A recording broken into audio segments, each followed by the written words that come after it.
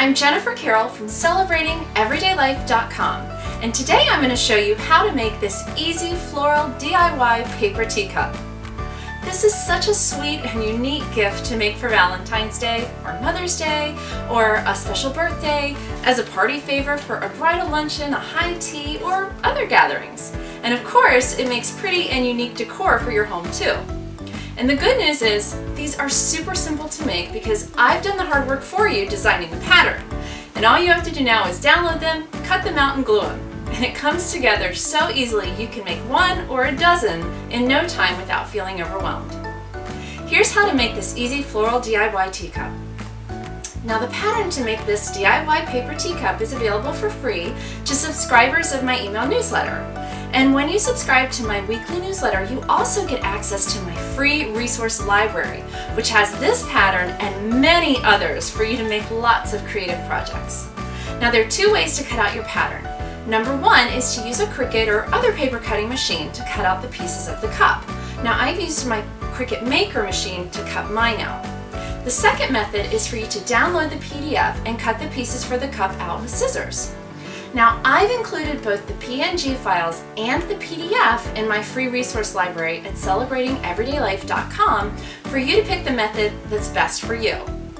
And if you're using your Cricut machine, you will need to download the PNG files and then upload them to Design Library and then have the machine print, then cut the pieces for you. No Cricut? No problem. If you're using the PDF, simply download the PDF from my resource library, print out the teacup pattern, and then cut out the pieces. Now, the supplies that you need are the free floral DIY paper teacup pattern from my free resource library.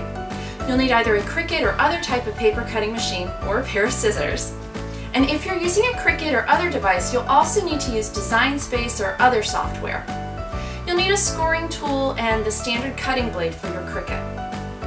And if you're using the PDF version, you'll need Adobe Acrobat to open the PDF pattern. You'll need 2 pieces of paper per cup, and I used a plain text weight printer paper for mine, and a glue gun with glue sticks. And if you're using a Cricut, please be sure to add the score lines in your Design Space software to make folding easier. You'll need to add 6 horizontal lines and then 1 long vertical line to make folding so much easier. Now, once you have your teacup pattern cut, the first step is to fold the cup into the shape. Okay, so let's get started. I'm going to put my glasses on so I can see what I'm doing. Okay, so what we're going to do to start is we're going to take the teacup pattern. And so again, this is where I was saying you want to make sure you've scored along the edges here, and you can kind of see the points here. And then you also want to have a score line along the bottom, because now we're simply going to take this and we're going to fold it, and you can see where to fold it. And you could also use, a scoring tool or, a dowel or, something like that to help you get those lines nice and crisp, okay? So we're just going to keep folding along there, and just, the important thing is to just make sure you're folding it straight.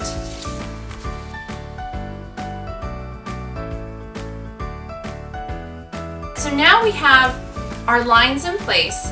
And so you have this little tab section here. And what you want to do is you want to take and fold, curl the cup. The idea is that you're going to take this little tab and we're going to glue it to the inside here. So I'm going to take my glue gun and I'm just going to put a little line of glue right on that tab, and then line these edges up and press it into there. That's really all there is to it. It's so easy, okay? And then we're going to take, and you could do this if you wanted to do this next step before you glued it, that's totally fine. I have these scored so they fold really easily. We want to make sure we fold these little tabs down, okay? So they're folded like that. And we've got the bottom piece for our cup. Now, you could print 2 of these out if you wanted to, and do one on the bottom as well as on the inside. I'm just doing the inside, but I'm just letting you know, if you did want to have it look absolutely finished, you could put one on each side. And so what we're going to do is you don't have to go crazy with the gluing on this, so I'm just going to put a little dab of glue on a couple of these pieces, just a couple little dots. You could do each one if you really felt like you need to. And I'm gonna fold those back up.